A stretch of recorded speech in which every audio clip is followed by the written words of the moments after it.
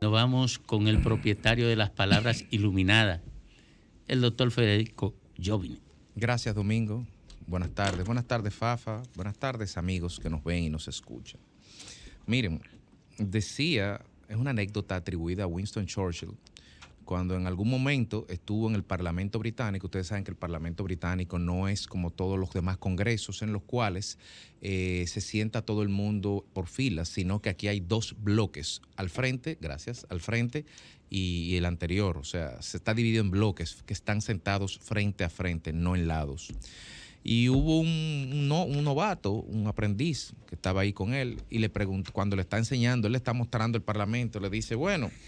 Y le dice el muchacho, entonces ahí de frente están sentados nuestros enemigos.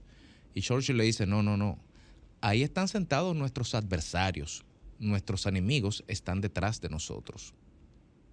Es decir, que en la lógica de Churchill, los enemigos de él no eran los partidos de la oposición, eran la gente de su propio partido. Digo esto porque uno quizás al ver los comentarios de parte del litoral político oficial en torno a la situación en la que finalmente desembocó el día de ayer, pero en que se tuvo envuelto el primer ministro el ministro de la presidencia, o primer ministro, por decirlo de alguna forma, señor Macarrulla, uno se preguntaría en una reflexión estrictamente política, no estoy hablando del punto de vista jurídico, no estoy hablando del punto de vista mediático, simplemente es un análisis, una elucubración política que hago. Uno se pregunta cómo está funcionando realmente al interno del partido y, digamos, este evento. ¿Hasta qué punto han habido silencios dentro del partido de gobierno y hasta qué punto han habido complicidades? ¿A qué me refiero con complicidades? No es un secreto que a lo interno del partido de gobierno hay sectores que no se sienten identificados con la totalidad de los miembros del gabinete que se encuentran hoy en día. De hecho, y es peligroso lo que voy a decir, desde el punto de vista político, de hecho se ha atizado, se ha asusado, se le ha echado gasolina al relato de clasista, racista a lo interno del partido de gobierno. Se han utilizado palabras de la subcultura, de la periferia, de los barrios, del dembow, y se han traído al centro del debate político de altura. Y de tal suerte que vemos a personas de la oposición con extremado y muy alto nivel intelectual utilizar palabras como popio o guaguaguá, que uno cree que está en Biafra o en algún sitio de Centroáfrica porque parecen tribus, y ciertamente lo son. Pero desde el punto de vista político, haciendo una analogía, uno se plantea, si no es que hay gente que está disfrutando a lo interno del PRM, ver una fogata arder y ver cómo en esa fogata arde un funcionario sin saber que arder ese funcionario no va a apagar la fogata. Todo lo contrario. ¿Y por qué todo lo contrario?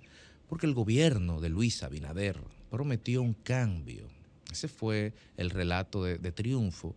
El relato de ruptura, el relato que desbancó un dominio ininterrumpido y sostenido de 16 años de un partido oficial, PLD, hasta ese momento. Y ese relato se le dio una vuelta de tuerca que lo reforzó con el nombramiento de un Ministerio Público Independiente. Y con este depósito de esta acusación el pasado sábado, el Ministerio Público Independiente gana puntos porque demuestra que es independiente.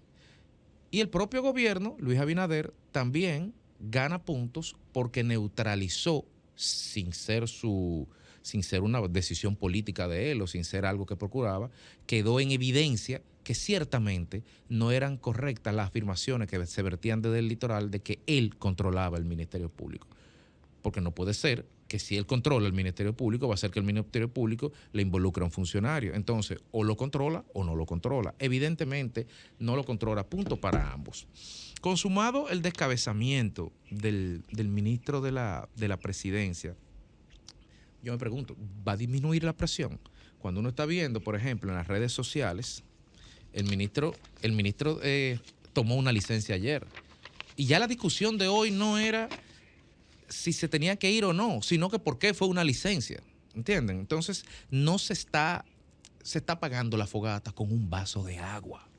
Entonces, cuando tú le echas un vaso de agua, no va a apagar la fogata. Y ya otros litorales han cambiado el relato y están diciendo, bueno, ¿quién es el próximo ahora? El ministro de tal sitio, el director de tal sitio, el viceministro de tal lugar. ¿Por qué? Porque la oposición está tratando, y es inteligente y es correcto que lo haga, está tratando de entrampar a Luis Abinader en el relato del cambio. Entonces, la única forma del poder demostrar que el relato existe desde el punto de vista del cambio es cambiando. Entonces está obligado a hacer la huida hacia adelante. En algún momento la oposición va a atrapar al presidente en el discurso del cambio, y esto va a ser una dinámica constante de estar quitando y poniendo funcionarios y cuestionando. Y miren, esto es una elucubración que hago política, desde el punto de vista político, sin tener ningún interés, ni ningún partido, ni ninguna motivación personal. Es simplemente reflexiones que uno hace y desde luego poniendo sobre la mesa que en ningún momento estábamos procurando, pidiendo impunidad para nadie. El problema de este país nunca ha sido la corrupción, ha sido la impunidad. Ese es el problema de la República Dominicana. Por lo tanto, aquí nadie de los que están en esta cabina jamás estará apoyando eso. Sin embargo, desde el punto de vista político, vuelve el planteo. Y el PRM no debería estar mirando con preocupación el horizonte de medio término de su gobierno el 16 de agosto, porque en octubre, me parece que incluso el 16 el PLD tiene un candidato. A finales de octubre, aquí todos los partidos van a tener un candidato.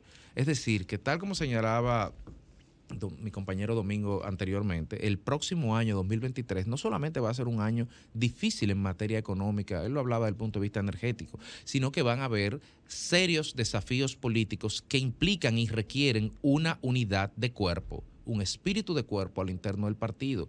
Y eso implica que muchos funcionarios, lejos de estar pensando en el 28, deberían saber, por matemática simple, que en la secuencia numérica antes del 28 va el 24.